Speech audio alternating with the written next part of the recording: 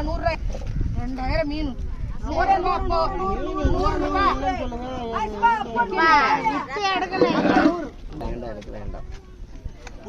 2000 யாரு வித்து காசு எடுக்கணும்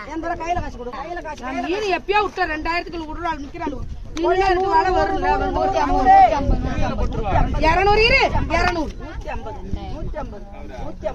கொட்டு அது ஒண்ணா கொட்டு கொட்டு பாடி பாரு கொட்டு பா 150 200